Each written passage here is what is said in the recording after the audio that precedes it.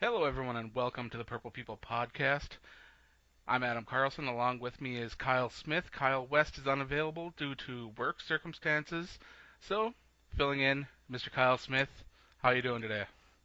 I'm doing great. What's up, everybody? The purple people out there. Kyle Smith. I'm from Langley Air Force Base, Virginia. That's where I'm coming from tonight. And I'm a military working dog handler. And if I can, tell you the funniness I was going to tell you before we got started. Ironically enough, we have Mike Zimmer as the head coach. The Right. last time I did this fill in with you was after Cincinnati handed us a hard, hard loss. And I thought that was kind of funny. That is kind of weird. But I always love having you on the show. You've always got stuff to say. So thanks for coming on and being a part of the show with us here. I'd like to welcome all the listeners to episode number 103. Still can't believe we're that far through. This one's titled Down in a Hole, because we're going to be talking about the holes on this team that got left over after the draft and free agency, some spots to worry about. But before that, as always, it's quick hits. First of all, this one's been made a kind of a big deal in the media. Jerome Simpson completed his court-ordered community service, and now people are posting rather crazily about him going back, doing a little extra work, buying kids pizzas and all this kind of stuff. I agree that it's cool to see the guy going above and beyond the Call of Duty. Once your service is over, you don't have to do anymore, and he did. But the publicity's getting a little out of hand with it. I'm not sure how to feel about it. You can never save too much face, but it's funny you mentioned Jerome because I got an email from a friend this morning. It says Jerome Simpson from NBC Sports is where I'm reading this from. I'm worth more than the Vikings are paying me, which is a pretty misleading headline. But basically, he says, I'm really surprised that I'm getting paid less than what I got last year. But I guess when you have the negative thing on you, like I do, you're kind of Yeah. behind the eight ball. So that was a pretty interesting read. Well, Simpson had the production last year to where he should have made a little bit more money than he did the year before, but when you have legal problems like that, teams are afraid to take a jump at you. And I see Simpson as a really good 3 or 4 in this offense. And I don't like when he was brought in as a starter in front of Cordero Patterson. That's not going to happen this year. Let's just be honest. Not But going to happen. no, Cordero's going to develop, and I even think that with Norv running it and maybe Teddy later on coming in, I know Castle can do the job. I'm pretty sure Jarius Wright can give him a run for his money, even though Jarius is a slot guy. that's true. But that makes me excited that we have so many receivers to talk about. Absolutely. While we were talking about the Vikings, we got the new stadium being built, and word is that U.S. Bank is most likely going to be the highest bidder for naming rights for the stadium. So the Vikings most likely will be playing at U.S. Bank Stadium. Personally, I think that it's going to get a nickname, and we'll probably never call it U.S. Bank Stadium. But officially, it doesn't sound so bad. It's not too bad. Good for them. Like I was telling Adam before we started, my wife's from Minnesota. Shout out to all the Farmington, Minnesota people. That's where she's from. It's Nice. pretty funny. She used to work at U.S. Bank, so who knows? Maybe we can call some people up and get a hookup. It'd be great. Oh, that would be nice. Got some more positive news. All the Vikings draft picks are now under contract. Rookie running back Jerick McKinnon signed his rookie deal. He was the last one to go. He was in a weird spot. He had a bunch of signings around him that were a whole bunch of different values, different guaranteed money, but it didn't take him and the Vikings long to work that out. So that's always nice to see. I'm so excited to see this guy. You can pencil me in the skeptical category. I'm not quite as excited as you are, and we'll talk about that a little bit later. But there's always something. There's always something. We were talking about the new stadium, and while that's being built, we've got TCF Bank Stadium, which is where the Vikings will be playing for 2 years. Word is now that it's been confirmed that the heating coils have been installed, the new seating has been put in. This stadium is ready for Vikings football. And the fact that the field's ready gets me itching even more for Vikings football. I'm so impatient. I don't have any deployment scheduled, and I really, really hope we can find an excuse to go visit the family there because I'll go outside and freeze. I was unlucky. Like I said, I live in Virginia. Never got to see a game at the Metrodome, but I think it would be a cool experience since it's a two-season only deal to see something at TCF Stadium. So they had a great advertisement for that too. They said the only thing missing is you in the seats. Buy your Yep, tickets now. So you guys, if very you cool. can, if you're up in Minnesota, grab some tickets because even though it might be freezing later on in the season, it'll be something worthwhile watching. Interesting statistics: the Vikings never lost while I was in that stadium.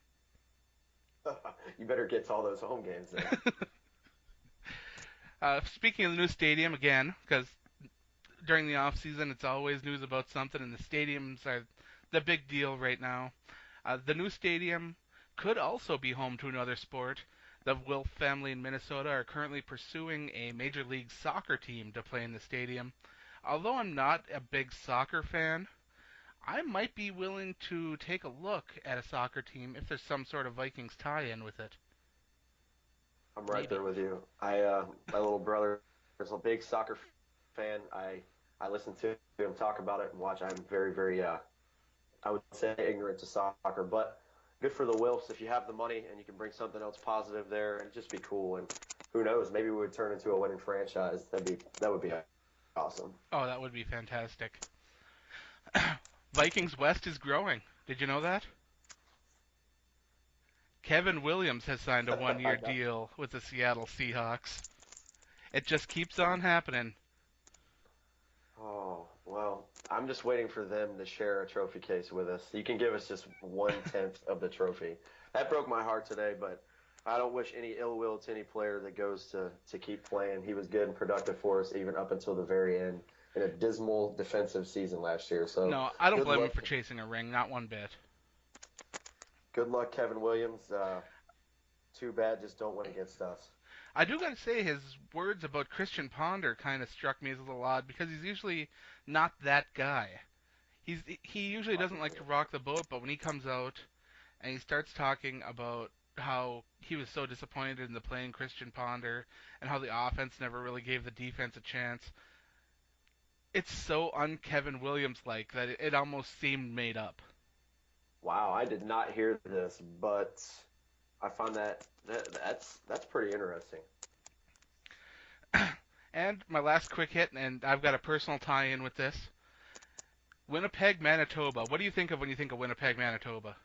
I have no idea. Well, you should think of the Winnipeg Blue Bombers of the CFL because they have a player and they had a coach named Bud Grant. I don't know if you're familiar with him. There we go. They'll have a statue built outside the stadium for the Winnipeg Blue Bombers. It'll be Bud Grant in his raincoat. It's going to be fantastic. It's supposed to be built this year. Couldn't happen to a nicer guy. Personally, I'm a huge fan, as I was telling Kyle before the show. I actually went and bought myself a nice little Bud Grant autographed mini helmet, and I'm going to put it right next to my team photo from the '69 championship Vikings, NFL champion Vikings. I love that. So to me, it's really cool to see that kind of honor put on Bud Grant, and I'm hoping to see something like that happen with the Vikings in the new stadium, for them to have like a cool wing with a bunch of history and statues and plaques and all that kind of stuff. Done a couple of the baseball tours for some of the stadiums, and one of the coolest ones was seeing the Dodgers a couple of years ago, and they had a great thing, like you said, for memorials and just honoring all the great players. So I know we've had a ton of really good players come through. I'm sure Oh with the yeah. new stadium of how awesome it's going to be, I'm sure the wing will, or wherever they decide to put that stuff, it's going to be great. Well, the only other stadium I've been in, and I feel blasphemous saying this, has been Lambeau Field. And they have so many nice things devoted to the history of their franchise. I would love to see the Vikings try to do something kind of on par with that, if not Can't blame you exceeding. there. If you've got to go see them, at least you got to see the Vikings play. But you gotta appreciate the history of Lambeau Field. Absolutely. Even if you despise the team, despise the players, it's one Ugh. heck of a football franchise. And now we're into the meat of the conversation. We're going to talk about the holes on the team. And there are quite a few, to be honest. Let's divide them up by offense and defense. We'll talk about offense first. What do you feel is the biggest hole for this team on offense? Uh, if you look for the draft, we needed a quarterback. I think we're okay in the tight end and wide receiver core. We've got a great line, but I don't know. The quarterback battle would be one of the meatiest things that we need. I don't see that as a hole anymore. My biggest hole on this team is left guard. I know that you guys are probably sick of me cramming my quote Charlie Johnson hate down your throats, but he is not an NFL caliber starter. And now he's actually got a couple of people pushing him for the position. He's got Vladimir Ducasse, another guy that I'm not very high on. But he's also got Jeff Backa and David Yankee and a couple other guys like Joe Berger. So hopefully that competition will help elevate one of these guys to really help out that line because Matt Khalil tried to cover way too much for Charlie Johnson last year, and one man can only do so much. It's a team effort. I agree with you on the Matt Khalil thing. A lot of people were slamming him recently, saying five players you should be looking out for, you should be concerned with, and Matt Khalil was at the top of the list. It's like, watch out for the sophomore slump. He should be a top 10 lineman, yada yada. Yeah, But that's exactly what you're talking about. When you have the guy next to you left and right, and they're not picking up their slack, it's going to not only bring them down, it's going to bring you down as well. So that was pretty spot on. absolutely. My next hole on offense is tight end. I love Kyle Rudolph. I do. He's got a little bit of a history of some health problems, but he's going to be a stud if he can stay healthy. Past him, we used to have, John Carlson, who's a decent pass catching tight end, and now instead we have guys like Chase Ford and AC Leonard fighting for that tight end 2 duty, and I'm not sure any of them are really ready to step up to the job. Chase Ford played pretty well last year when he got some chances, but I'm not comfortable with him being out there quite yet in a regular duration if something happens to Kyle Rudolph. So that's why I'm concerned about tight end. Couldn't agree with you more, especially if we're watching Chase Ford. If you look at the highlights of any guys subscribed on iTunes or anything like that for the highlights last year, later on in the year, Chase Ford made an appearance, but you're right. I think he still needs to develop a little bit more. So that's a good call on the tight ends because I feel as though with the history of running backs and tight ends with Norv Turner, a lot of people are going to be looking at Kyle Rudolph. So Yeah. maybe if we had someone who could step up to take the pressure off of him, because if you have a healthy Kyle Rudolph, you should be very concerned if you're the opposing team. And I think we have the same kind of situation at running back. There's no reason to worry about Adrian Peterson. The only reason to concern for him is if he gets injured. Otherwise, Adrian Peterson's going to go out there, give 100%, and have fantastic games pretty much every time he's on the field. But behind him, we have Matt Asiata, who really struggles at times to pick up yardage. He's just a big bruiser. And then we've got two smaller guys like Jarek McKinnon, who I'm not sold on, converted quarterback coming in. And then we got Joe Banyard, another guy who hasn't really proven himself very much.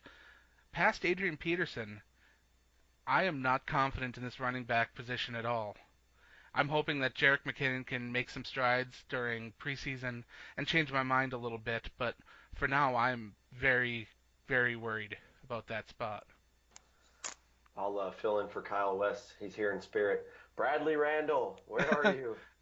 No, it sucks to see him go, but It I does. was just watching on my Vikings app today at work. A lot of downtime today. It was terrible weather here, so they were asking Mike Zimmer about Jarek McKinnon, saying, glad he got his contract signed, all that stuff, and he said no disrespect to Adrian, but he likes what he sees from Jarek, and he's completely different from AP as far as speed goes, and he's like you said, he doesn't want to take anything from Adrian that he's not fast because we all know AP's very fast, but Right. apparently Jarek brings some elusiveness, which that might be an upside. But I agree with you; he's very raw. If you guys didn't know, like Adam said, he is a converted quarterback, so that's the boomer bust factor with him. But let's look on the positive side and hope maybe we can use him as a change of pace or a third down. I absolutely love getting proven wrong, and I hope that Jarek McKinnon is one of those guys that can do that for me. Defensive side of the ball now, unless you have another hole on offense you'd like to talk about. No, no, offense, no. I know a Uh, lot of people might claim that there's holes in wide receiver, but I think that the Vikings have some really good wide receiver depth. I love Greg Jennings, Patterson, Wright, Simpson, and then you've got a couple guys in Rodney Smith, Adam Thielen, a lot of guys competing for one or maybe two spots. And to me, I don't think I'd want to bring in another big name to try to be a wide receiver 3 or 4. It just doesn't really make sense to me. I agree with you wholeheartedly. For the price tag that we have on some of these guys, they're not big names, but they do have big potential. Yeah, And Greg Jennings is still, he's still, I think maybe he's going to the end of it, but he's still in his prime. He's still fairly young. Cordero's just getting started. I love Jarius Wright. I've been a fan since the beginning. I've said it a long absolutely. time ago. He could be Percy Point 2 if he's utilized right and if he develops well. And like you said with Jerome Simpson, we talked about earlier, he's a good stretch. I still think back to the 2012 season when we went to the playoffs. You Yeah, guys are worried about our wide receiver core. Go back to the list we had because Percy was hurt some of those days. Past him, we didn't have anybody. We had Michael Jenkins. So we right. have a pretty good wide receiver core now. And one of the guys that I'm really high on, I'm still really high on Rodney Smith. He's a guy that I really want to see the Vikings bring in. He ended last year on the roster. He's got size and potential. He's one to watch during camp. He could make some noise. I agree with you there too. If they can keep six wide receivers, he should make the list along with Adam Thielen, and that would be my other choice. Joe Webb is gone, so Yep. there was a spot opened up there. So he should. He has potential to make the list. Joe Webb back to playing quarterback. It's weird. Sure is. Good luck, Joe. And now we're on to the defensive side of the ball, where personally I think the biggest hole is still middle linebacker. The Vikings have gone too many seasons without filling that gap. Now they've got Chad Greenway on one side, who a lot of people are down on, but still, playing through injuries, having to cover a lot of the field and defensive schemes that make no sense. We've got Greenway on one side, Barr on the other now. And in the middle, we've got a big question mark. Will it be Audie Cole, Jasper Brinkley, Michael Mauti, someone else? We've got a ton of competition, but nobody that really stands out. No name on the list that says that could be our guy. So I'm not sure how to feel about that. Yep, that's we had to pause to finish up with the wide receivers. But yes, if you wanted to know our biggest need, go look at the draft. We took a linebacker at 9. A lot of people said it was a reach. It's not a reach when you look at last season. And I say this to a lot of my friends.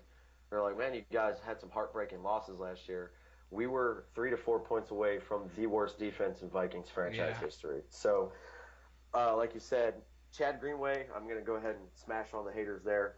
Um, he led the team in tackles for what 5 6 years in a row, Yeah. 4 5 6, and last year he was hurt. He said he was hurt, and it's not like he had a strained calf. He had a hurt wrist, so No, that he's that playing through the season with a fractured wrist. there you go. You can't tackle a lot of people as well as you can with a fractured wrist. So, but I'm excited to see what Anthony Barr brings. If you watch him on tape, he's got to fix his run stuff and ability, but Yeah. he is a speed rusher like no other, which will help relieve somebody that we have new over. I wouldn't say new, but stepping into the one role like Everson Griffin. So if we can get a solid Audie Cole, Michael Motti, who else do we have? Gerald Hodges. Yep. It's just wide open for competition. If I have to predict it now, I'm going to say Audie Cole's going to win that battle.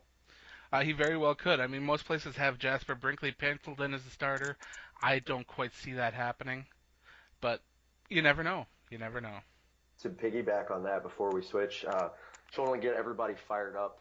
I'm sure we'll talk about other positions, but please, everybody, take time if it hasn't sunk in. Look at Seattle, Vikings West, as we all call it. They are so successful because they have depth, and Yeah. even the guys that are on the number 2 and number 3, they're really good athletes, are really good players. I love what Zimmer's doing. I have never been this fired up defensively for the Vikings since I've been a fan, and we have a lot of depth now on our defensive side of the ball. So get ready. I mean, it's going to take a season or two to get ready to his way of coaching, his scheme, Yeah. but we have the puzzle pieces in place. If I remember right, last year the Vikings had the number 13 overall offense and the 31 rated defense. Mm-hmm. And yet people were complaining the Vikings weren't putting enough points on the board. We almost put a 50 burger up on the Eagles, the NFC East champion Eagles. So I not to poop on their parade a bit, but that defense needs a lot of help. And another spot that I think that could be a major problem for the Vikings this year is outside cornerback. Now, there's two outside cornerbacks. One of them will be Xavier Rhodes. He struggles to remain healthy, though, sometimes too, so another kind of question mark there. But for now, Xavier Rhodes will be one starter. On the other side, you've got an undersized Captain Munerlin, who most likely will be utilized either in the slot or when it goes down to 3-3-5. And aside from that, you've got Derek Cox, who used to be a Pro Bowl type player when he was with Jacksonville, but really didn't shine for San Diego. And then you got Josh Robinson, a guy who was completely misused last year when he was asked to cover the slot instead of being on the outside. So it'll be interesting to see if one of those guys can step up and grab the job so that Munerlin doesn't have to try to be the little short guy playing against the 6'5" wide receivers, because that's just a mismatch waiting to happen. Oh, thank God we have good safeties. Because I loved Antoine Winfield, but I couldn't. If I had to buy multiple in quantity rather than quality, I would buy cornerbacks. I think we have a good, refreshing core now. I love that they got a couple in the draft. We Yeah. have depth there. We have competition. But you're right. Captain is a little undersized, although when he was playing for Carolina, when he made plays, he made plays. So I'm excited to see what he does. Oh, he Please, plays bigger than his size, that's for sure. please, Xavier Rhodes, stay healthy. I I've been watching. I forget. I think it's NFL.com. He's like number 24 for a breakout season He for I sure guess is, yep. sophomores. Yeah, he just watching his game against the Packers last year. Granted, it wasn't Aaron Rodgers throwing the ball. He had a stellar game, and not just one stellar game. You know, he's not a I what's the believe he had guy? 4 passes defensed in that game. He did. Um, I'm trying to name drop here. What's he got? Matt Flynn. He's not like Matt Flynn where he has one awesome game. If he can stay healthy, he showed last year in his rookie season that he can step up and be a number one.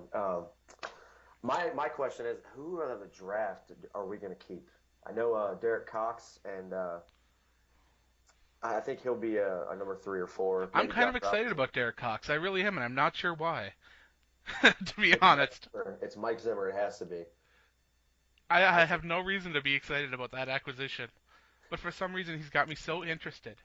I And think I think with Zimmer being there, and I'll get off my ramble here. Um, Another thing I read the other day, since we're talking about defense, he said he's looking forward to working with Sharif Floyd, and absolutely. a lot of people, were down on him last year. I guess he had the rookie slump there, but I see Mike Zimmer being the defense whisperer, and if he can take that like a second chance kind of guy, he could take a Derek Cox and get him back to where he was when he played in Jacksonville. That should excite you guys. It excites me. Well, even so, guys like Xavier Rhodes and Derek Cox, they are physical type cornerbacks. And last year's scheme in Minnesota didn't allow cornerbacks to be as physical as most teams like. And so it'll be interesting to see how physical this team is, how aggressive, because the way this team's lined up, the strongest part of this team is the defensive line. They've got that Absolutely. healthy rotation of pass rushers, and that should make the job easier on all these cornerbacks. So hopefully, even if Josh Robinson or Derek Cox or someone like that has to start on the outside, they should be able to do a decent job because that defensive line will be getting pressure constantly. Can't wait. My favorite acquisition over this before the draft. A lot of people like the Captain Martin signing. I am a big fan of it. Linval Joseph. I Yeah. absolutely cannot wait to see what he brings. Oh yeah. He'll plug up that middle and let everyone else go and do their thing. It's going to be great to see. The last hole that I have written down is safety. Harrison Smith has one of those spots penciled down, and he was one of those players last year, like you were talking about on the breakout list on NFL.com. I believe he was their number one player. Harrison Smith, when healthy, is a game changer. Absolutely. Now, he's got a whole bunch of guys fighting for a job alongside him. He's got Antone Exum, Sanford, Raymond, Sendejo, Blanton, Coleman. So many guys that are bringing in just to fight for this spot. And they say that competition breeds results, and I hope that's true because there's a lot of talent in these guys. And I'm going to throw out a quick prediction, and I'm going to guess that Antone Exum actually outplays the rest of those guys in camp and gets the starting Ooh, job. that is ballsy. I like that pick. I'm looking at their the depth chart right now. I see Jamarcus Sanford, Mistrell Raymond. My pick would be because based on his play of just being thrown in the mix last year, and our defense was pretty bad. I like Andrew Sendejo. He stepped up. He played physical and hard. he still had a lot of things to fix, but Yeah. I like that pick. But Anton Exum, good. That would be awesome. That would actually be really cool. And what was he? What round did he go in? The seventh, Uh, fifth or seventh? I believe he was the fifth round selection. If we could get that, if he ends up being a starter, that'll be an absolute steal. And that's taking nothing away from Sendejo. On that list that I named off, he's my second favorite player there. I supported him pretty hard through last season. And he's another guy that I could see step up and playing a huge role in a rotation if they Hmm. decide to go that route, just to have healthy, you know, not exhausted players on the field, keep everybody fresh. And that is really a staple of a Mike Zimmer defense. He's constantly rotating players in and out. So when we're talking starters, it's not as important as it used to be for the Vikings. Before, when we talked starters, we had a defensive line. You knew Jared Allen was going to be in there pretty much every play. You knew Kevin Williams was going to be in there pretty much every play. That is definitely not the case anymore. I love it. You stole the words right out of my mouth. Rotation, like I said for the Seattle comment earlier, I love Jared Allen. Love those guys that had their signature spot where they played, 85, 90% of the plays. But Right. I think the way maybe it's just a fad. Maybe it was like the Wildcat for offense. But the thing now is rotation and depth, and we have both of those ready to go. So if Mike Zimmer decides to implement that, it should be pretty nasty because we have a pretty big competition, especially on the defensive side of the ball. Absolutely. I almost listed outside linebacker because I like the Barr acquisition, but I don't think he's quite developed to the point to really stand out. And I have Hmm. no idea what the team is doing with Gerald Hodges. So while both those players have a lot of potential, I can't put down that it's deficient because I think both those guys have a lot of talent.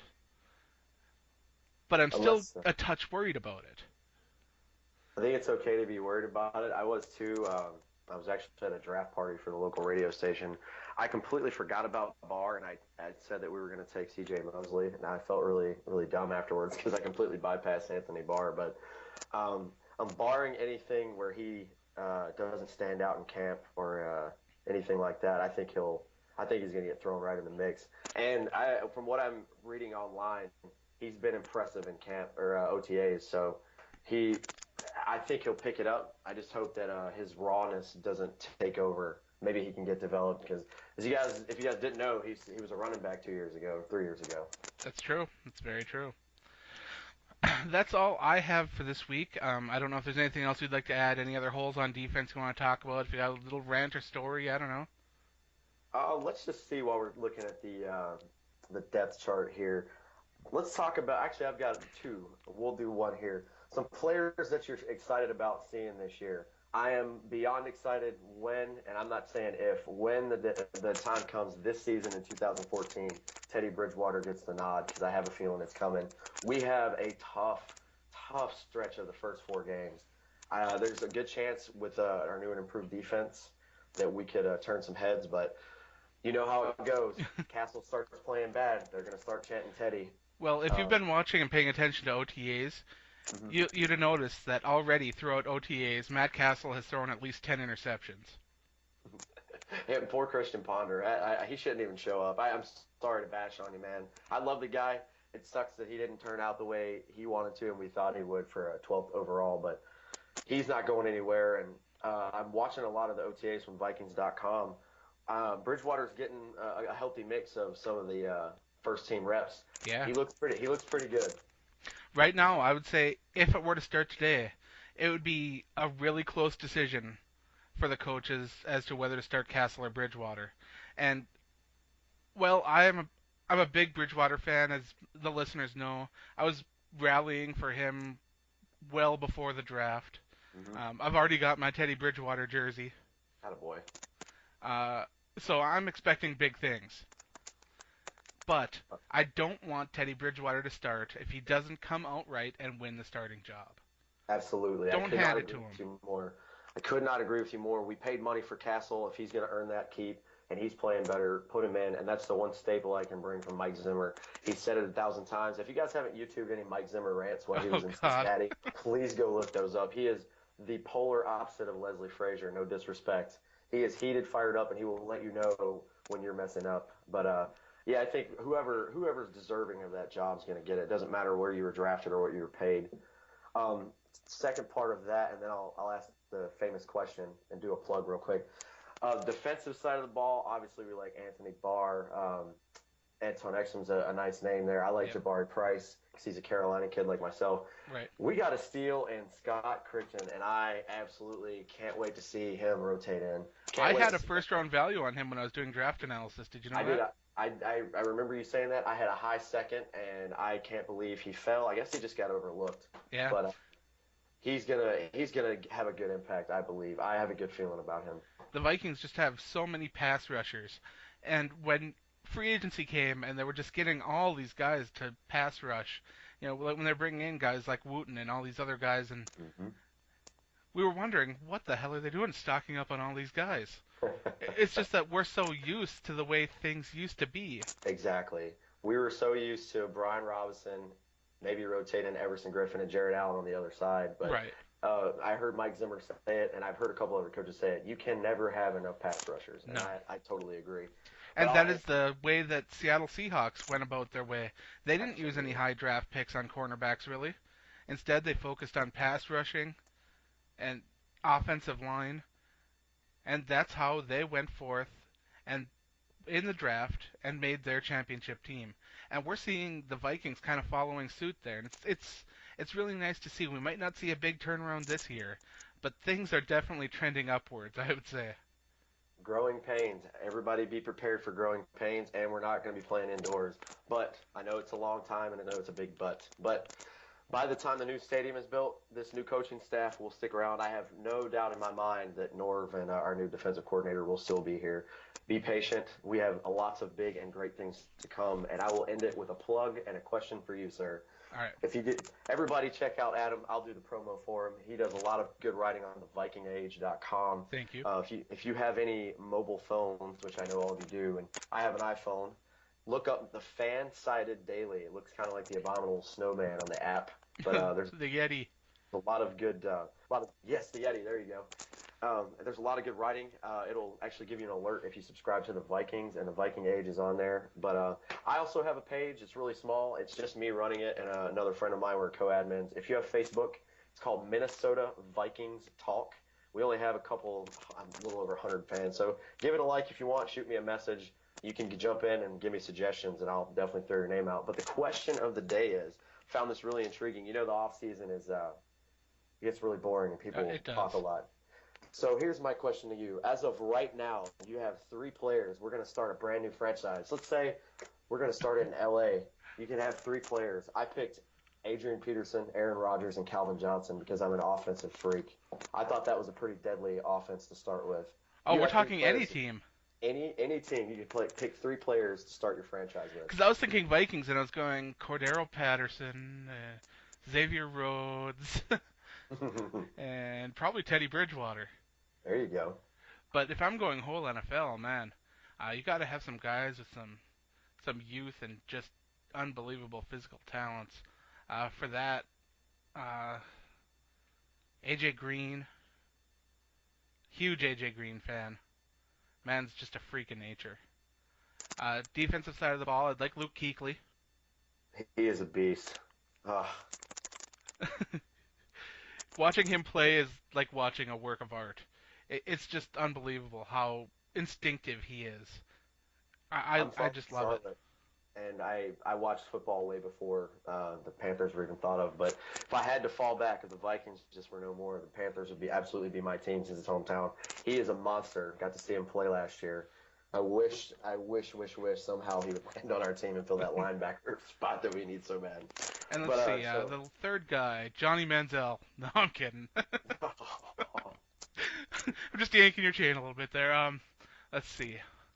Honestly, I don't know. you need a quarterback, man. I know, but I'm trying to think of a really good young quarterback. Actually, I'd probably pull up Andrew Luck. Perfect. Oh, that's who I was gonna throw him or Wilson out there for you. Yep. You guys think about that. Throw Adam a comment there at the Purple People podcast. You can get him on Twitter. Look at me doing all this work Yeah, for you, man. we'll make a nice post on there, and I'll post If that up on Facebook, and we'll see what kind of responses we get. We'll talk about that next week. Tune in next week too. My guest will be Minnesota Vikings MEMS operator Gene Lavoie. He's always a lot of fun to have on. He's always got some pretty cool things posted up. That's a Uh, great page, by the way. oh yeah, absolutely. Check that one out too. And if for some reason you love The Walking Dead, Undead Walking, that's my baby right there. I'm trying to get that site going. Check it out. Let your friends know because it's not growing as fast as I'd like, and I get a little impatient sometimes. But I'd like to thank you all for listening. Thank you for joining us, Kyle. It's real nice to have you on. Thank you so much for letting me fill in. I'll fill in anytime you want. Uh, Once again, I'd like to remind everyone to stay classy, Minnesota.